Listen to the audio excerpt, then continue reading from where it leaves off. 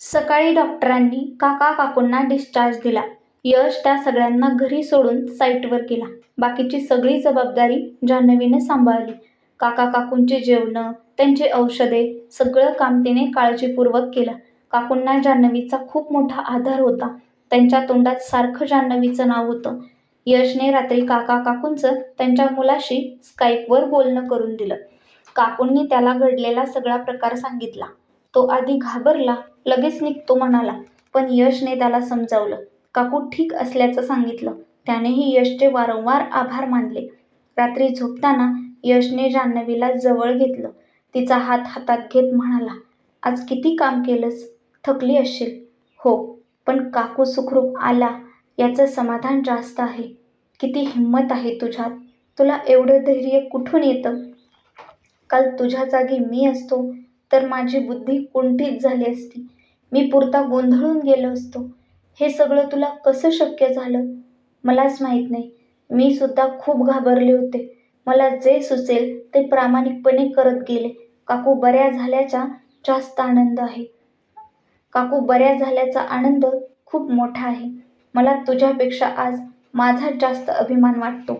मी तुला इथे आणलं नसतं तर या दोघांचं काय झालं असतं मला कल्पना सुद्धा करवत नाही. मी जरी नसते तरी त्यांना काहीच झालं नसतं. यश, आपल्याला वाटतं की माझ्यामुळे हे झालं ते झालं, पण तो आपला भ्रम असतो. आपल्यामुळं काहीच होत नसतं. आपण फक्त निमित्त असतो. होणारी गोष्ट होतच असते, पण ती आपल्या हातून व्हावी अशी नियतीची इच्छा असते. आपण फक्त ती इच्छा पूर्ण करण्याचा प्रयत्न करायचा. प्रयत्न करणं एवढंच आपल्या हातात असतं. बाकी सारा नियतीचा खेळ असतो. तू नेहमीच नियतीला आणि सुपरनॅचरल पॉवर्सना का श्रेय देतेस? सायन्स, टेक्नॉलॉजी, नॉलेज यावर तुझा विश्वास नाही का? असं का म्हणतोस यश? मी सायन्सची स्टुडंट आहे. सायन्स नॉलेजवर माझा विश्वास आहेच, पण त्यापेक्षा कर्मयोगावर माझा जास्त विश्वास आहे. आपल्याला नेमून दिलेलं कार्य आपण करायचं. फळाची किंवा श्रेयाची अपेक्षा करणं चुकीचं आहे. या जगात अशा बऱ्याच गोष्टी आहेत ज्या सायन्सच्या दृष्टीनं अशक्य आहेत, पण त्या गोष्टी घडतात तेव्हा त्या पाठीमागे प्रेम, श्रद्धा, विश्वास या गोष्टी असतात.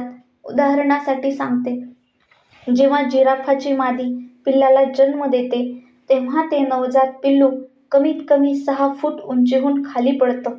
पडतानाही ते टाळूवर पडतं. कोणतंही नवजात अर्भक इतक्या उंचीवरून डोक्यावर पडत असेल तर त्याची वाचण्याची शक्यता कमीच.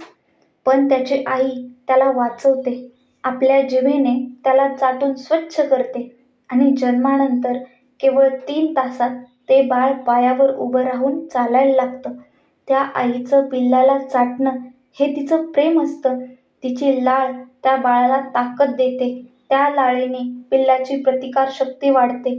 भविष्यात येणाऱ्या संकटांना, रोगांना लढायला ते पिल्लू तयार होतं. यश, प्रेम ही जगातली सर्वोत्तम भावना आहे. काल माझ्यात आणि काकूंमध्ये असणाऱ्या प्रेमाच्या बंधाने त्यांना जीवनदान दिलं. मला वाटतं एखाद्याशी आपण प्रेमाचा बंध जितका दृढ करू तितकी दुरावण्याची शक्यता कमी होते. यश, तुला काय वाटतं? मला फक्त तुझं कौतुक वाटतं. यशने जान्हवीच्या कपाळाचं चुंबन घेतलं. एकमेकांच्या सहवासात त्यांना गाढ झोप लागली. यश, मला वाटतं जोपर्यंत काकूंना बरं वाटत नाही तोपर्यंत आपण प्रेग्नन्सी डिक्लेअर नको करूयात. एकदा काकू बऱ्या झाल्या की मगच विचार करूयात.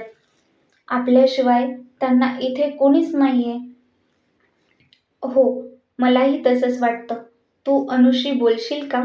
तिला इथली सिच्युएशन सांग. तू सांगितल्यावर तिला पटेल सगळं. ठीक आहे, मी बोलतो तिच्याशी. या कथेचा पुढचा भाग लवकरच तुमच्यासाठी घेऊन येत आहे. त्यासाठी आपल्या चॅनलला सबस्क्राईब करून ठेवा, म्हणजे जेव्हा कधी मी नवीन व्हिडिओ अपलोड करीन तेव्हा त्याचं सगळ्यात आधी नोटिफिकेशन तुम्हाला मिळेल. व्हिडिओ पूर्ण पाहिल्याबद्दल तुमचे खूप खूप आभार. धन्यवाद. सबस्क्राईब